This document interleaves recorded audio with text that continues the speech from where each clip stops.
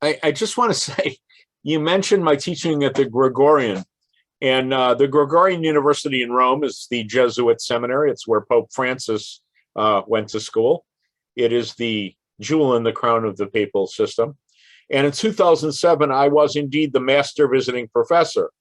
I am not that any longer. Now I'm just visiting professor. In 2007, I was named master visiting professor because two Jews from Pennsylvania, Susan and Richard Master, endowed the lectureship. And that's why I got that peachy title. It was named after their family, the Master Visiting Professorship. So, anybody who has the right name will take the contribution. I want to start today at the very beginning of the Maggid section of the Haggadah. I know Ari does not have that to put up on the text, and I'm going to just share it with you orally. This is, after all, oral Torah. And I hope it's familiar to all of you. And I'm raising it today because my wife, who some of you actually, whether you wanted to or not, heard on the call over the last couple of days when I was actually teaching from home. Now, I hope you can see this is actually my office, not my living room. But my wife said, you should start a little earlier. And she had a very particular question that she wants me to discuss. And because I've learned from the Torah, essentially, to listen to my wife, as God tells Abraham, listen to Sarah, everything she says. So I will listen. And we learned another lesson of that ilk yesterday when we heard the story about Elazar ben Azariah saying, I need to ask my wife. So I want to start at the very beginning of the Maggid section. In your Seder on Friday, April 15th, there will be a point in the Seder where you are instructed, take the middle matzah and break it in half. Now, all of you know that at that moment, once you've broken that middle matzah in half, you should say, oh, look over there. And everybody looks, and that's when you hide the afikomen, right? I've been able to pull this off with my children and my grandchildren. The interesting thing is I've done this to my kids year after year, and they still look away. But the real interesting question is, why do we break the middle matzah? Why do we even have a middle matzah? So let me talk about that just a little bit. This is under kind of halacha, and then I'll get back to my Haggadah. On Shabbat, every Shabbat, we have two loaves which remind us of the double portion of manna that fell on Fridays in those years we wandered the wilderness. You may remember those 40 years, and you may remember that, every Erev Shabbos there were two loaves. So we want to replicate the two loaves, this time with matzah, and at the same time, we have an obligation for what's called lechem oni, the bread of affliction. We want to say that when we left Egypt, when we hurried away from our enslavement, we didn't even have time for the bread to rise. So as it were, we only had half a loaf.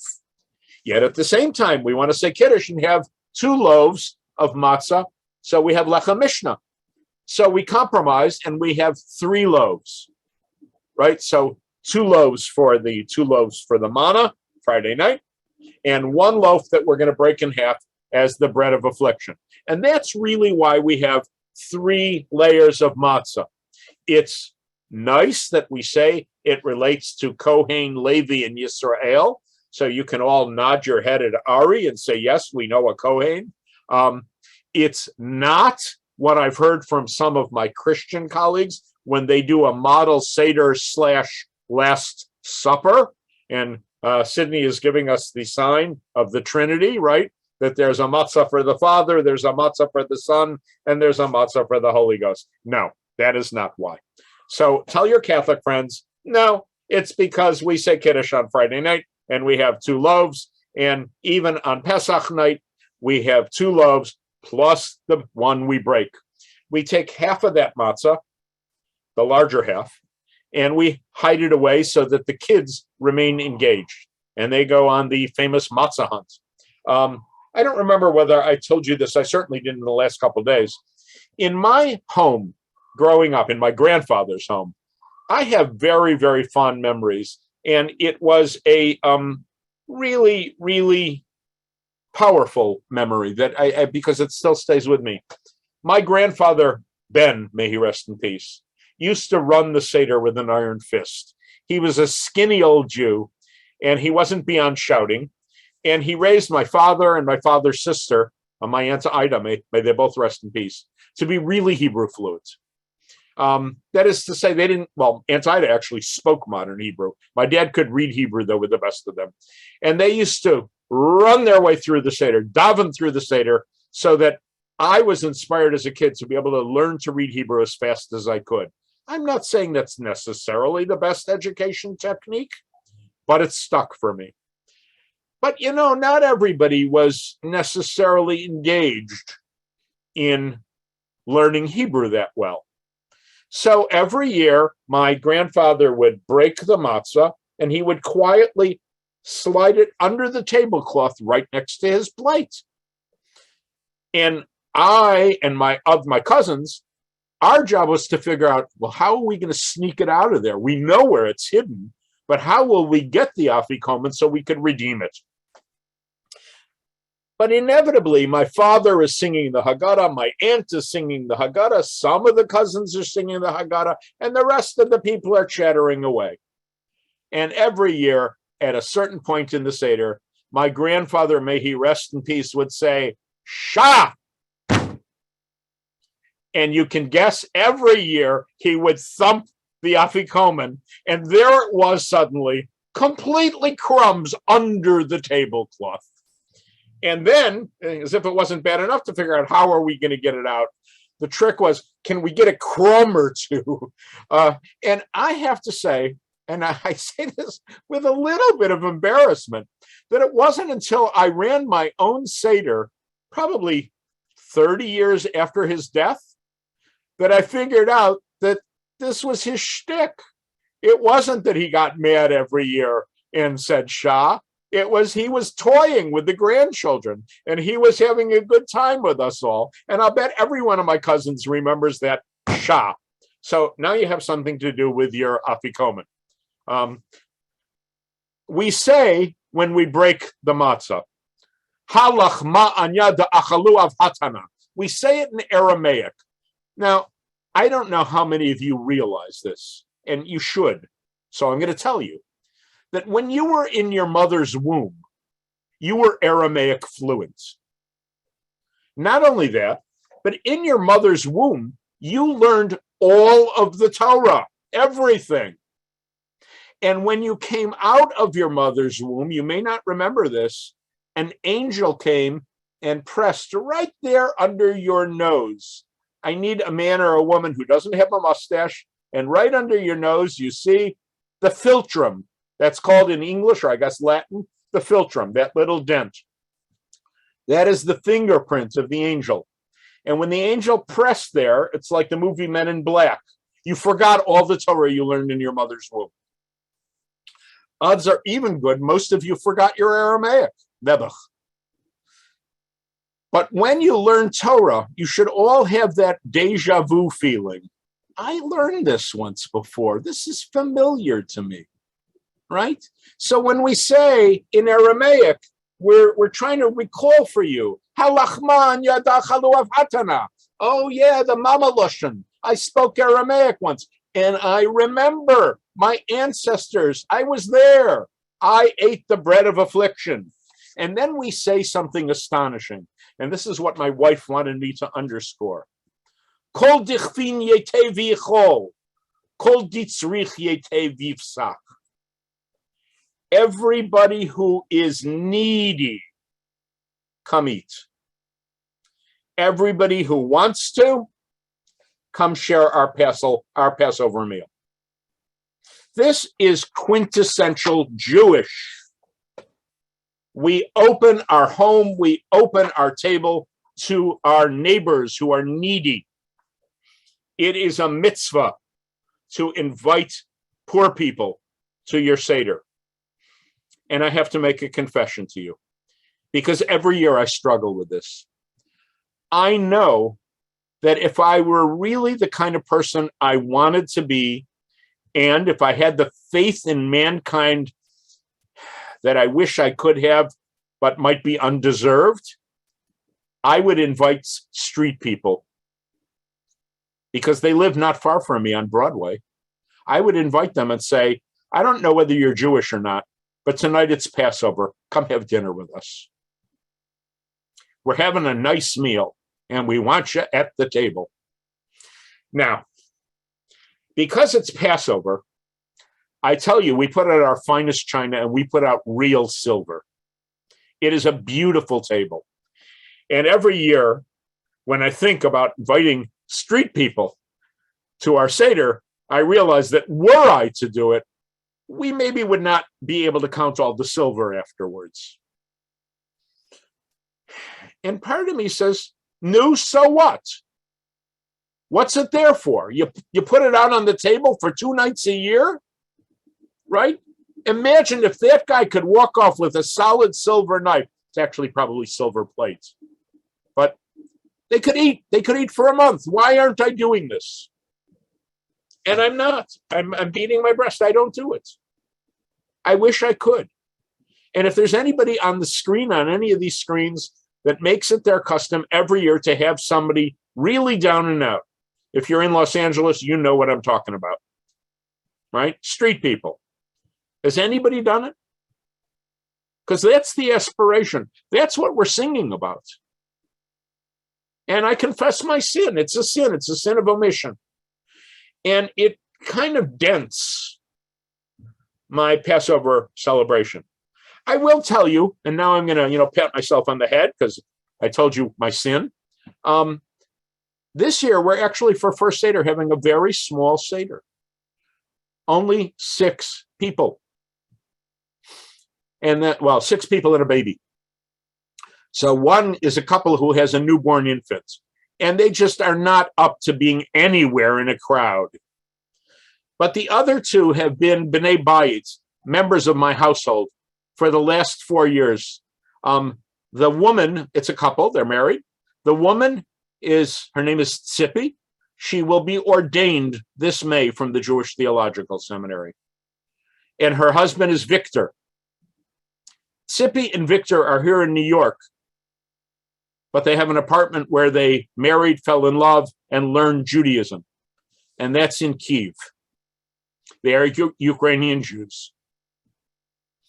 And Tzippi has been doing everything she can every single day, making calls, sending money to her colleagues in the Jewish community in the Western Ukraine and in Eastern Ukraine. She knows people in the Jewish community across Ukraine. So that will be the other couple. And it won't be this year the kind of Seders we're used to in the past. It'll be small, it'll be quiet. There will be some mourning, and of course there will be a baby, so there will be some joy and maybe some spit up. But because that's what happens. But my wife wanted me to say this very clearly, that she knows that I always feel guilty, and she always opposes the idea that we should have street people.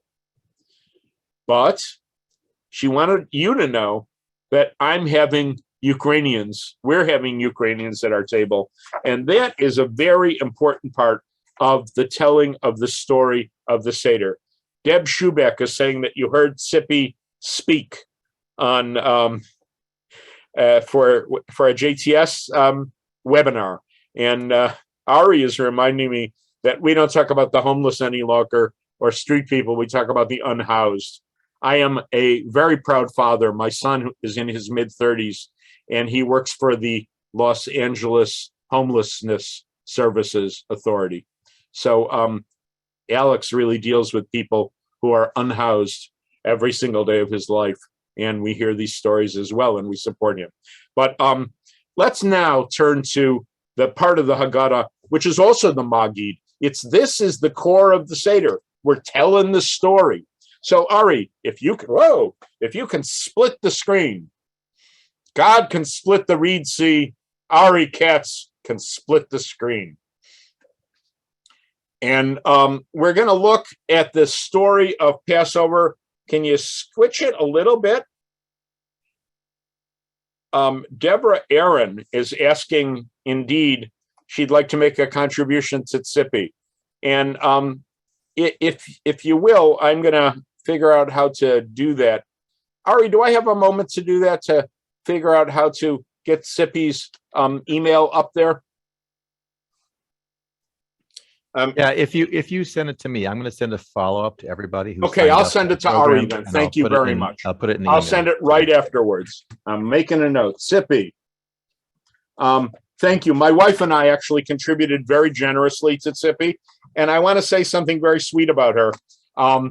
In addition to the fact that she's a much beloved student, Tzipi has been speaking in synagogues and Jewish events all over, but she knows I do a lot of interreligious dialogue. So she asked me a favor and asked if I could introduce her to priests and ministers and imams so she could speak elsewhere. And she has spoken now through my good offices at a number of churches in New York who are also giving her money, because she literally every day is, because she's Ukrainian, she has a bank account. She can send people cash right like that. She sent cash to someone who was driving people to the border, and he ran out of gas and he didn't have cash. So she wired him cash. He went to the next ATM and got cash from Tzipi, filled up his tank, and went back to saving people. She's sending them medicine. She's sending them books. You name it, she's taking care of it. So I'm very proud of that. And it is related here. We start with a principle. And the principle is one that I have to say rubs against my grain. So let's read it. That which stood for our ancestors applies to us as well. For it was not only one individual who stood up against us to destroy us, but in every generation they stand up against us to destroy us. But the Blessed Holy One redeems us from their hand. This is what the late professor at Columbia University, Selo Baron, used to call the lachrymose theory of Jewish history, right? Jewish history is just one veil of tears after another, one great tragedy after another, one damn thing after another. And it rubs against my grain because I have spent not only 50 years at the Jewish Theological Seminary, but in summers before that as a kid at Camp Ramah. And I learned a very different kind of Judaism. I learned a Judaism that celebrated our culture, our literature, our history. Yes, of course, there were tragic events. We couldn't not know that. But to only know that is to miss the essence of Judaism. So I don't particularly like this. And I often see that it's celebrated in a kind of Judaism that can be characterized as, they tried to kill us, we survived, let's eat. And that's Judaism for way too many Jews. So let me take a moment to thank Ari, because Ari has worked selflessly now for a lot of sessions to make sure that Jews all over the country really understand that there is a history, a culture, a literature. And yes, there are tragedies, but Ari, yasher koach to you. You done good. But here's the principle. Each and every generation, from the moment there were Jews, we've had someone try and destroy us. And the next paragraph gives us the premier example. And when I say premier, I mean literally premier. The premier example, go forth and learn what Lavan the Aramean sought to do to Jacob, our ancestor. Now, Jacob, our ancestor, is also known as Israel. So Yaakov is literally the first generation. He and his children are the first Jews. And our Haggadah is suggesting that Jacob's father-in-law, Lavan, tried to destroy him. I have to say, it's a little disturbing on Passover night when you're at a table surrounded by your family, and odds are good among them your in-laws, that you are basically saying, oh, my father-in-law, he was the worst of them all. I say that especially because I love my 98-year-old father-in-law dearly. and he is my mentor and my example. But like, what are we doing? And what did Laban do after all? And why do we think that? And the proof text is mysterious as well. Scripture reads, and Ari, you don't have to scroll all the way down, but there's a footnote there. I think it says 11. I have bifocal, so you don't have to. I know where it's from. That footnote, an Aramean sought to destroy my father. And Jacob went down to Egypt and sojourned there, few in number. He became great, mighty, populous nation. Let me read it in Hebrew, because it is the principal sentence, the principal verse of the Bible that tells the story of the Exodus. Arami oved avi, vayered Mitzrayim lagor sham, vayusham logoy gadol atzum v'rav. That's the first verse. That's Deuteronomy chapter 26, verse 5.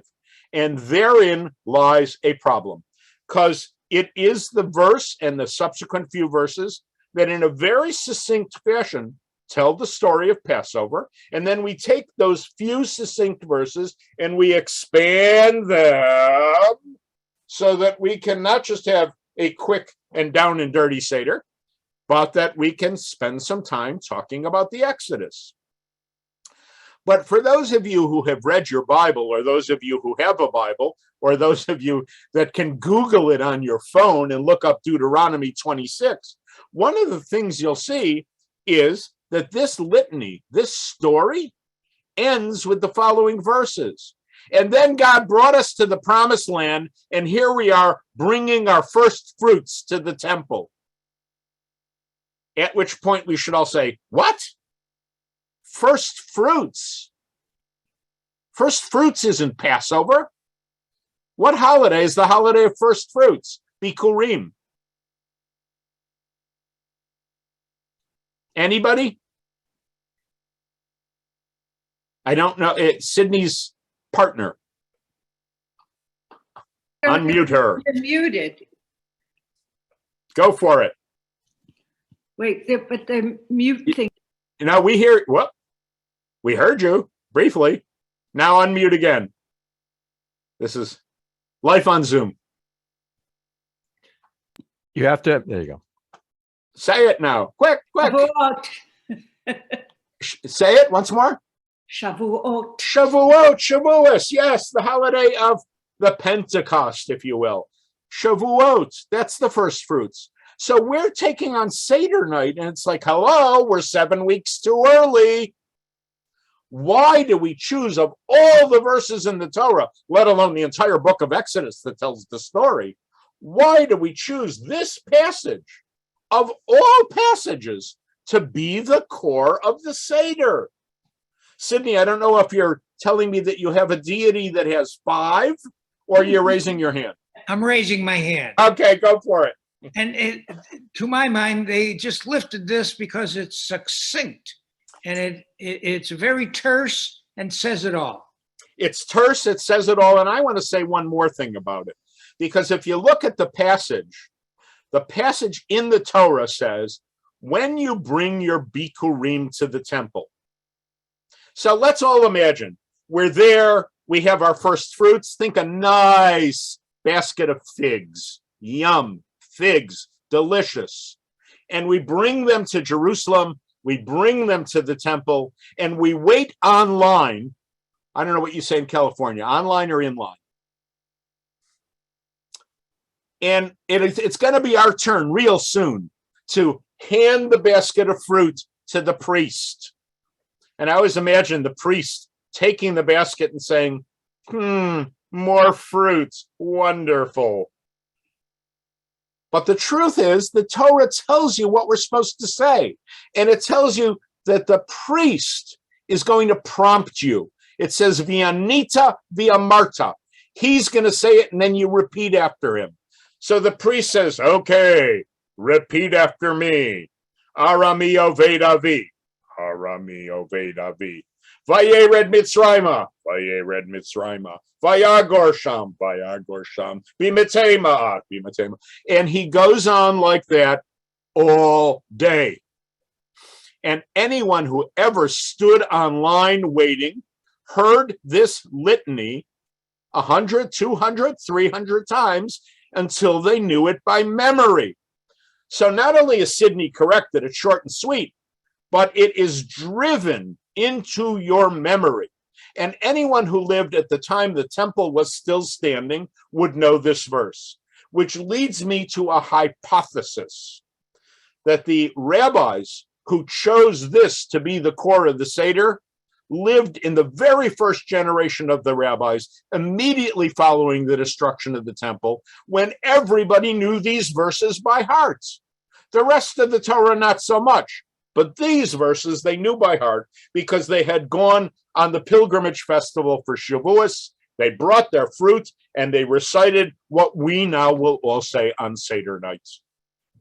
So people are using their memory. The rabbis, they didn't have books. They didn't have iPhones. They didn't have screens. They didn't even have the Maxwell House Haggadah. Imagine that. There was a time that Jews did not have the Maxwell House Haggadah. But still, they had their memory. So within the years, let's say from 70, the destruction of the Jerusalem temple, to 100, maybe 120, there were Jews who knew this litany from Shavuos, admittedly, but they could go home and they could recite it in the comfort of their own home by memory, and the rabbis knew they had a winner. It's short, it's sweet, let's build the Seder around that. Recite that passage and then do Midrash. Let's do Midrash. So that's the invitation. But first I want to translate the passage. Arami Oved Avi. It's often translated correctly as my father was a wandering Aramaic. If you take the Hebrew word Oved, Aleph, Bet, Daled, and you put a dagesh, a dot, in the middle of the middle letter, in the middle of the bet, it would say Arami Ibed Avi. An Aramean sought to destroy my father. And that's how the rabbis are playing with it. Now, who's the Aramean? Well, Lavan. Why do we think it's Lavan? Because the word Aramean appears a couple of dozen times in the Torah. And almost every time it appears as Lavan, the Aramean. So it's not so crazy for them to think that Lavan, the Arami here, is Lavan, my father-in-law, Lavan, who tried to destroy Jacob and his wives. You will remember when Jacob and the 4 wives left Lavan's home, that Lavan came after them. And that must have been a scary moment. So here we are, the first generation of Jews. Lavan wants to destroy them. 4 years ago,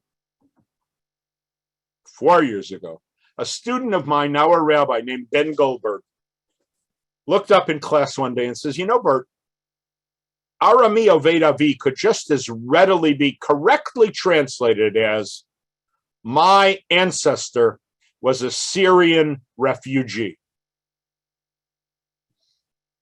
To which I said, because he's absolutely correct. That is a perfectly kosher translation of Arami from Aram. That's Syria. Oved Avi. My ancestor, my Avi, my father, my grandfather, my great-grandfather, was a Syrian refugee. So when you sit at your table in a couple of weeks, think about that. We come from refugees. We go to refugees. And if you can, have refugees at your table. I want to promise you, it was never my intention to have Sippy and Victor at my table as refugees. I had Sippy and Victor at my table because I loved them. But now, Sippy is faced with a rabbinate she never imagined, and she's not sure she can go home. Her own apartment in Kiev is full of refugees. She opened the door to them all. But she's stuck here, and she doesn't know what's going to happen. What a rabbinate, that you start being a rabbi by saving as many lives as you can. I suppose there are worse ways to be a rabbi. So now let's go back to our verse. We went down to Egypt. That is to say, Jacob went down to Egypt. You can remember back when we were reading at the end of Genesis in chapter 46, Jacob indeed went down to Egypt. But the commentary on it is very strange. Jacob went down to Egypt. Oh, I made it too small on my screen. I have to pick it up so I can actually read. Compelled by the word of God.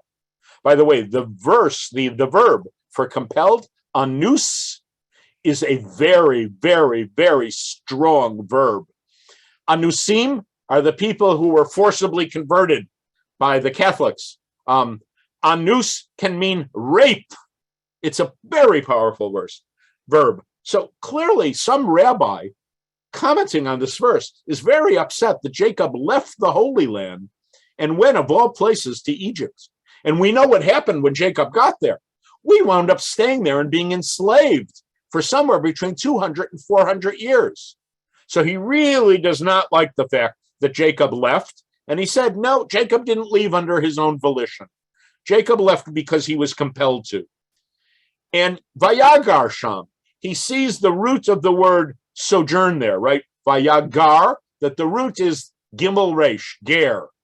He was like a convert there, which is to say, he didn't go to assimilate, lehishtakeya. My English translation says to settle. Yeah, to settle there. But lehishtakeya, it literally means to drown, to get sucked in. He didn't go to assimilate. He was just there for a visit.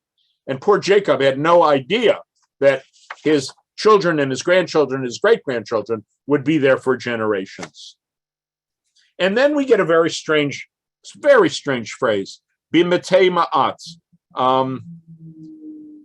Are we there? Yes, few in number. Now, I need a Hebraist here. The word ma'at means few. I'm a member at Anshe Chesed of a minyan that immodestly calls itself minyan ma'at. We are the minyan of the few. Presumably, we are the select few. But what's this metei? Metei ma'at. What is the root of the Hebrew word metei? I know there's got to be at least one Hebraist on this call. There are hundreds of people. Somebody want to tell me the roots of the Hebrew word metei? Because the English few in number doesn't cut it. I see Sydney's hand. Is there someone else? Sydney had a chance already. Ari, do you see anybody else waving at you? Tybal. Okay, I was trying to volunteer someone, but okay, go ahead. Who are you trying to volunteer? I'm not gonna say. We'll go with let's see whose hand is up. You said you have two hands up here, or is one hand? We'll go with Ed. Okay, Tybal had her hand up. Let's go with her. Okay, go ahead, Tybal. Tybal, this is brave because I'm not a Hebraist at all, but isn't it related to met, the word for a dead body? Yes, exactly. The root is the same root as the word a corpse. I would translate it perhaps a little more elegantly. We went down to Egypt, mortals few, right? We were mortal. But that word mate not only means a corpse, it means a human being, because the essential quality of each of us is we are mortal. We don't live forever. And the Hebrew, the proof text says, as scripture relates, when your ancestors went down to Egypt, there were 70 of them. The Hebrew simply says, B'shivim nefesh. Shivim is 70. And what does the word nefesh mean? Edward, you want to take a stab at nefesh? Take a stab off mute.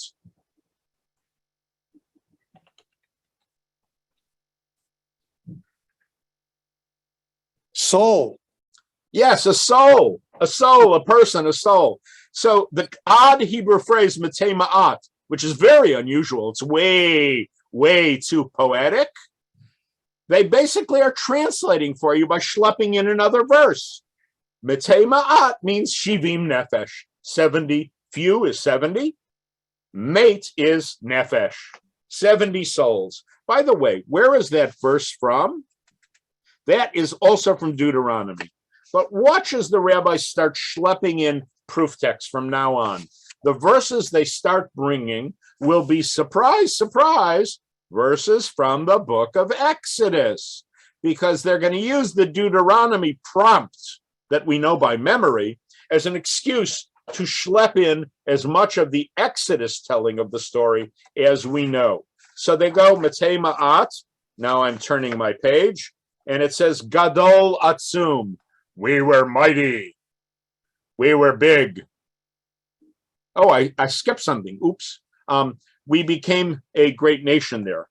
Vayusham Lagoy Gadol. There we became a great nation. And the rabbis need to explain to you, it means that we were noticeable there. Because Goy in biblical Hebrew means a nation, a people. But we all know what Goy means in rabbinic Hebrew. A Goy is a Goy, right? One of my students told me a joke about this family that wanted to assimilate, and they changed their name from Rabinowitz to Robbins, and he got all the right suits at, Brooks Brothers, and they really wanted to join the country club, and it was restricted. But they got the right address, and they got the money, and they went for the interview, and they answered all the questions right until the interview committee says, "And what is your religion?" And Mr. Rabinowitz says, "Oh, we're Goyim." So this is the problem with the word Goy, right? It means something different in rabbinic Hebrew. So they get to that and they see by Hisham Lagoy, you shouldn't think that the Jews went down to Egypt and became Goyim. No, it actually means they were very special. They were marked, they were abundant. And again, we go to Exodus, right? The children of Israel, Paru v'Yishritzu, the Israelites were fruitful and swarmed. Lovely verb. Swarmed. They were multiplied, became exceedingly mighty, and the land was filled with them. And then one of the most mysterious verses in the Haggadah. The verse in Deuteronomy says, Rivava, Rav, Populus, Rav, big. And they quote as a proof text a verse that begins with the word Rivava. So let's read that verse from Ezekiel. I made you abundant as the growth of the field, and you have become plentiful and grew and became very beautiful. Now, this is the part as a kid I loved to read aloud. Your breasts were formed, and your hair sprouted, yet you were naked and bare. So we would all start giggling at the table. But it never dawned on me, what is this verse talking about? Like, of all the verses, why schlep this one in? This verse from Ezekiel. And it's talking about us when we were yet young and a little wild and very sexy, but not quite grown up. And I want to give two interpretations of this verse. The first interpretation is this, that it's true, we were a little wild. We were not quite as mature as we needed to be. When did the Jews reach maturity?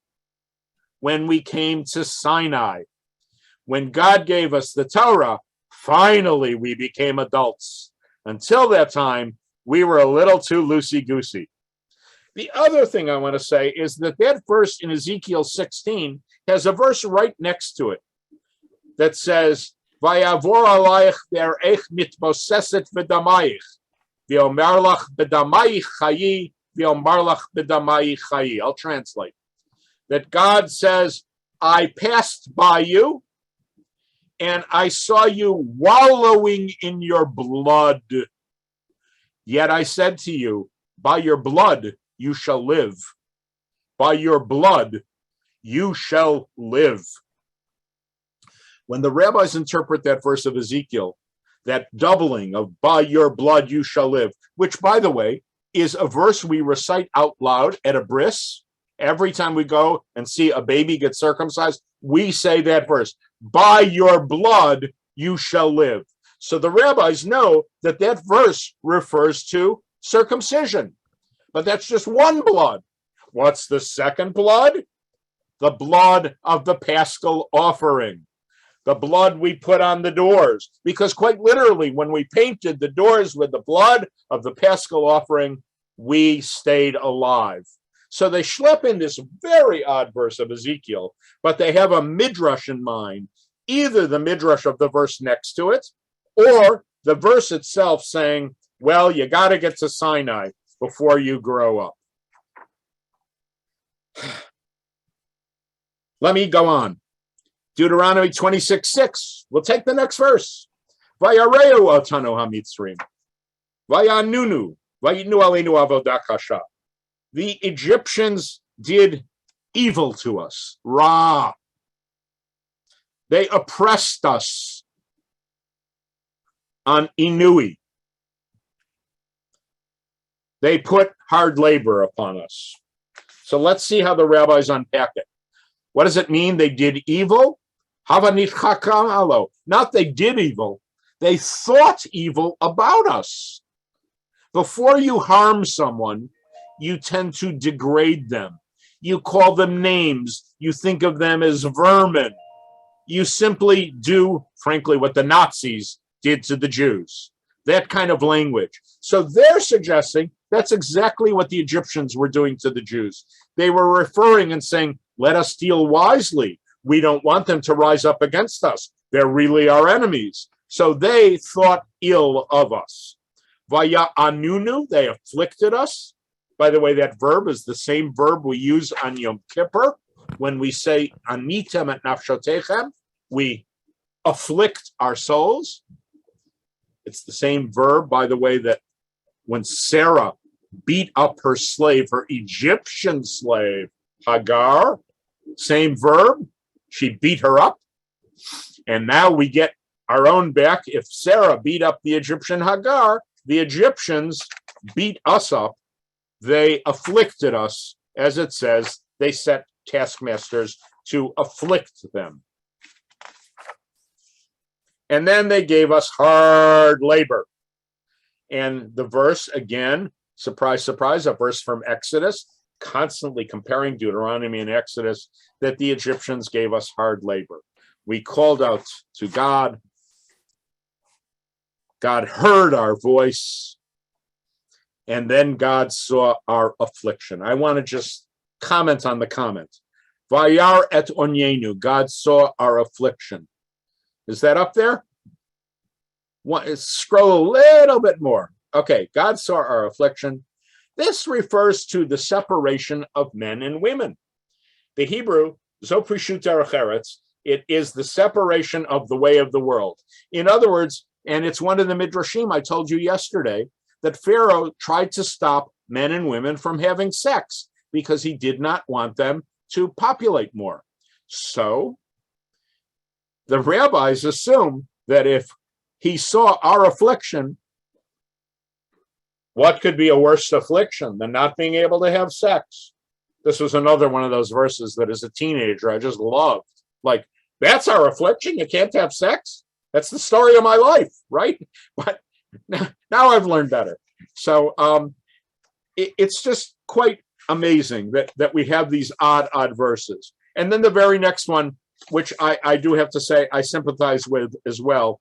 And then God saw amalenu, our burden. What is our burden? What is our toil? That's raising our kids. And whatever rabbi said this must have been a hands-on dad, because he understood very clearly raising children, that is a form of slavery that we all willingly take on. And boy, do we work. God willing, you raise 2 kids like mine and you're proud of them every day. But that doesn't mean it's easy, because it's not. So while you're at the table with your family, read this verse and look your kids right in the eye. In fact, maybe you should call on them to read it themselves so that they understand that growing up is hard and it has a price, and it's often the parents that pay the price. And now I want to turn, I'm just going to skim down a little to Vayotzienu Adonai mimitzrayim, and Adonai took us out of Egypt. And it's a very interesting thing. The verse could simply say, Vayotzienu mimitzrayim, he took us out of Egypt. But it especially uses God's name here. It invokes the 4-letter name of God. And the rabbis want to know, why is it there? You could have just said, God, Vayotzienu mimitzrayim. But Vayotzienu Adonai mimitzrayim. Why does it name God by name? So you understand. Lo al yedei malach, not by an angel. Velo al yedei saraf, nor by a seraph. Velo al yedei shaliach, not by a messenger. Ela kodesh baruch hu bichvodo v'atzmo. God, God, God alone. Only God took us out of Egypt.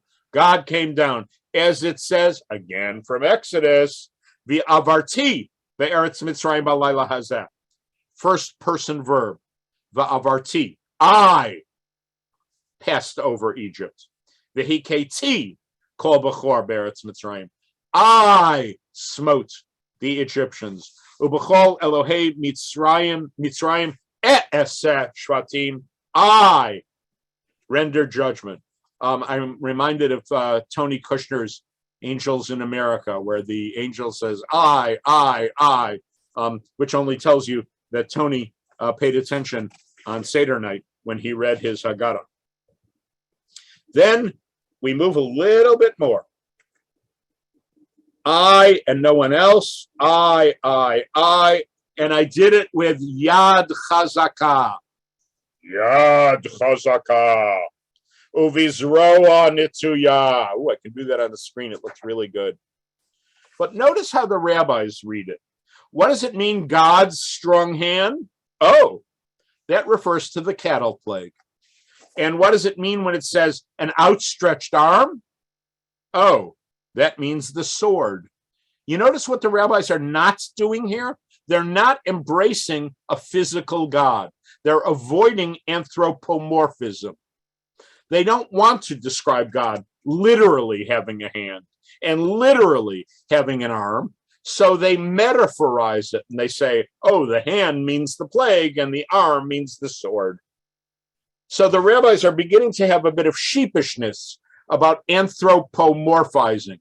I'm using that word. I'm going to teach you another word that I learned from Maimonides. He uses the Arabic. I learned it from reading him in Hebrew. The word is not just anthropomorphize, but to anthropopathize. What is anthropopathism? If anthropomorphism is describing God with a body, anthropopathism is describing God's pathos. We say that God has emotions. God is angry. God is loving. God is happy. Well, God doesn't have human emotions any more than God has fingers and toes. So Maimonides rejects that. He says, you don't have a body, you don't have emotions. We want a very Aristotelian, austere God. And indeed, the rabbis here are physically rejecting this notion. Not a hand, not an arm, rather it's a metaphor. I saw the play, the Book of Mormon, when they say in Act 2, it's a metaphor. And that is what we should be invoking here. I just have time for a couple of more. That when God comes, we see God b'mora gadol ba'ototu b'moftim. Mora gadol, the word mem resh aleph, is in fact a difficult Hebrew word because we don't know what the Hebrew root is. The Hebrew root could be resh aleph hey, to see, ani roeh. But it could also be yud resh aleph, I am in awe, I fear. So Erica is asking, is there a link to the source sheet? The answer is, this is the Passover Haggadah. So if you don't have the source sheet, go to your local liquor store and get a Passover Haggadah for free. If you want to buy one, in which case I'll do a plug, right? Get the graphic Haggadah. So what does it mean? God saw, or God, we feared God, or we saw God, and the rabbis comment, Zogi Louis Shechina. This was, how did we translate that there? The revelation of the divine presence. So they're taking it as though it says Ra'ah. We saw God. Otot, that God put signs. And then my favorite piece of the Haggadah, Moftim. Moftim. What is a mofet? It is a wonder, a wonder, a wonder. I have a friend. His name is Moshe Rossman. He made Aliyah after he was ordained a rabbi and got his doctorate.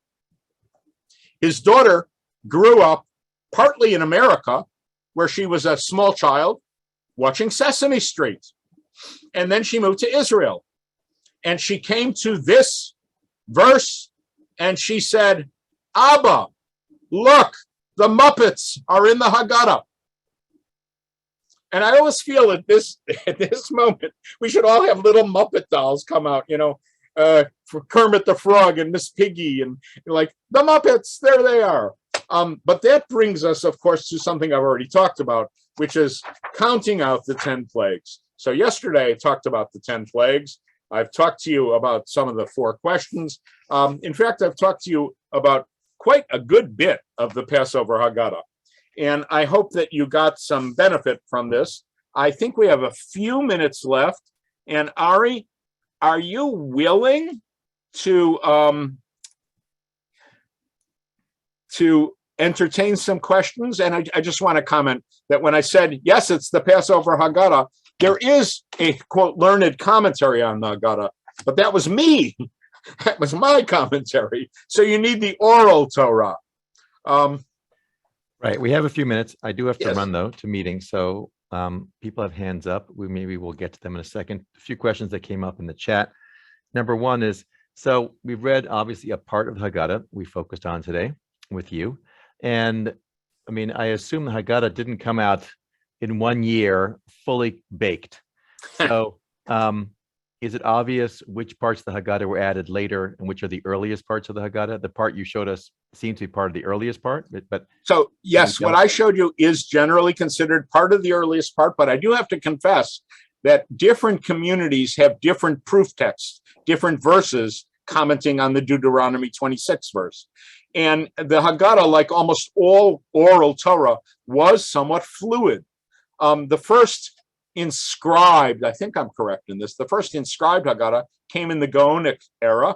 It was Seder Rav Amram Gaon in the 9th century. And Amram, writing a tshuva, writing a response to a question, what is the order of prayer, not only gave us the Sidur, but he threw in the Haggadah as an extra bonus. So that's the earliest version we have of it. But it is terser than what we tend to have even in the Maxwell House Haggadah. I refer to Maxwell House for a very simple reason. Inadvertently, by giving away that Haggadah, when people purchase coffee or wine, they published millions of copies of the same Jewish text. And literally, they are all over the world. I've seen them in Russia. I've seen them in kibbutzim in Eretz Yisrael. I've seen them in North and South America, which tells you that for the first time in Jewish history, there was actually a uniform liturgy.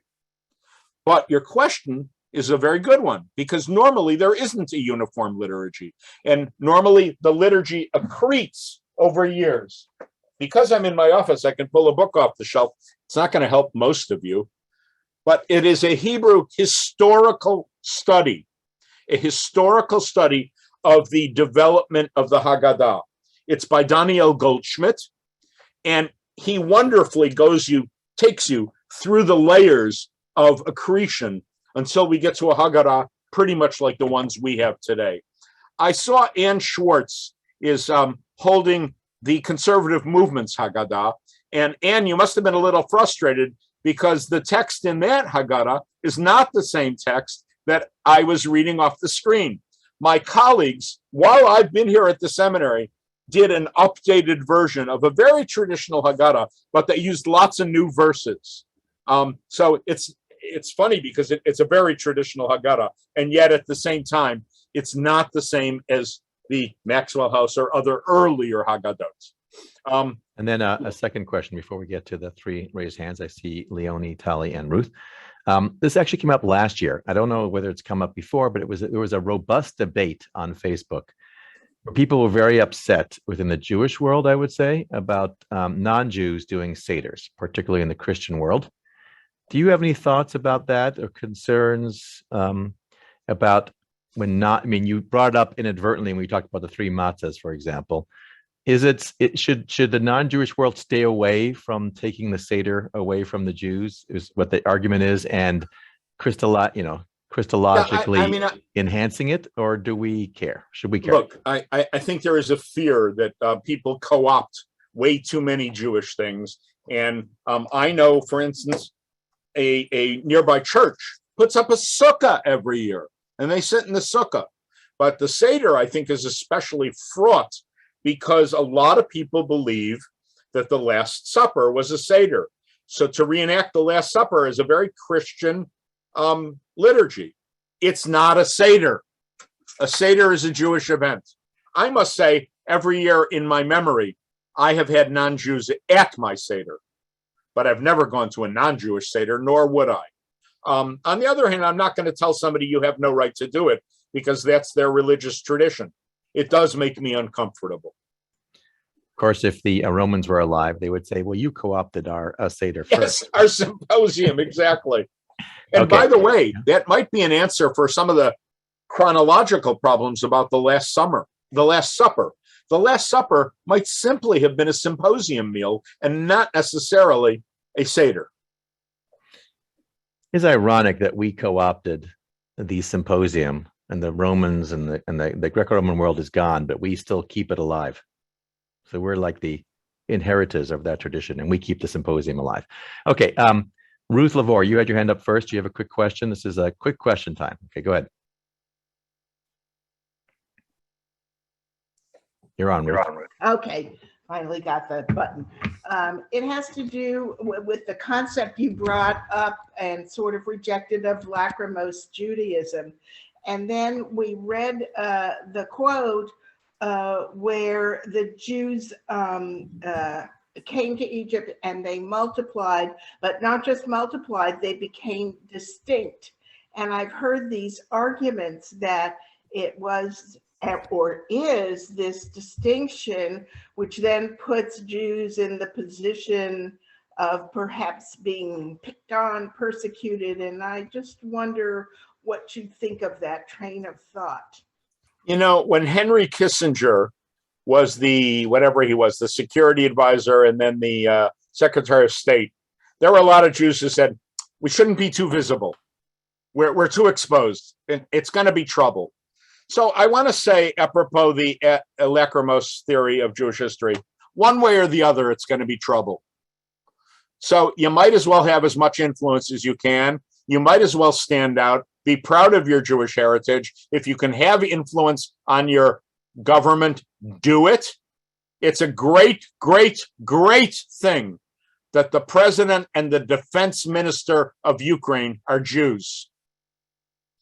And I want to say that I heard the head of HIAS, the Hebrew Immigrant Aid Society, say that 50, 60, 100 years ago, when they were bringing Jews out of Ukraine, that's what they were doing. They were bringing Jews out of Ukraine because these were Jews and these were Ukrainians. And now Jews are Ukrainians. Ukrainians are Jews. And I think that's a good thing for the Jews. So I don't believe in keeping your head down. Great. Thank you. Tali, did you have a question? You have to. I think I was just going to say that to me, it's indicative. It's a statement. The fact, as we're reading the Haggadah and we're repeating, "I am God who brought you out of Egypt," and it seems that's really what we remember in terms of the Seder Dibrot. We don't say I created the world, but in terms of I took you out of Egypt. So it's about memory, I really believe, is a very significant thing that ties in so much of what the Haggadah is all about, of memory, not history. Thank you. Okay, Leonie, you got a question? Oh, Professor Visotzky, you still there? There was a question. Gail was very enthralled yesterday about your description of comparing the plagues to the Greco-Roman military techniques. Can you send me a link for that? Because she would like that. So let me just say, both for Hebrew and for English, there are 3 books that I've been recommending to colleagues and to people who want to brush up on all of this material. The first, which is exclusively in Hebrew, is called Torah Shlema. There was a chassid by the name of Menachem Mendel Kasher who went through, by the time he died, he got all the way into the book of Numbers. But Menachem Mendel Kasher wanted to collect every midrash there was on every verse of scripture. So Torah Shlema, you find the verse, and it's there. It's everything. Louis Ginsburg's Legends of the Jews in 7 volumes in English has the material, and it's all there. Ginsburg, if it's not in the text, which is the first 4 volumes, it's in the footnotes, which are the next 2 volumes. The 7th volume is a magnificent index. And then in Hebrew and in English, in Hebrew, by none other than Chaim Nachman Bialik and his editor, Ravnitsky. Ravnitsky wrote a book called Sefer HaAgadah. That book contains legends of the rabbis, some of the legends I told you yesterday. That book contains commentary on verses of scripture, and that verse includes some of the midrashim that I have shared with you. It was translated into English by Bill Browdy as the Book of Legends. I think it was published by the Jewish Publication Society. So I heartily recommend those books, and that is probably the easiest way for you to access way more midrash than I can tell you in an hour. Great. And let's not forget Aphrodite and the Rabbis. Right. Okay. Last 2. Leonie. Thank you so much. I have, can you hear me? I have nothing erudite. It was a very erudite presentation. I want to ask something very simple. So I married into my husband's family where the father goes looking for the afikomen. Have you ever heard of that tradition? It's there in some of the earliest rabbinic sources. Both traditions are there. The kid asks the father asks the kid goes searching, the father goes searching.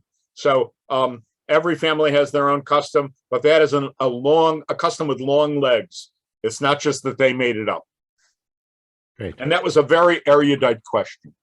Thank you, Leonie. Okay, Mark. Thank you. Last question, Mark.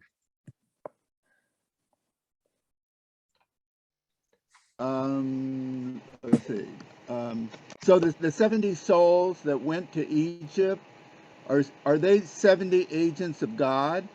And was their trip to Egypt God's plan? Were the 70 the actors playing out God's script? In other words, is there free will? Rabbi Akiva is quoted in Pirkei Avot saying Hakol Tzafui v'harashut Nituna, which is a very, very, very sophisticated piece of philosophy.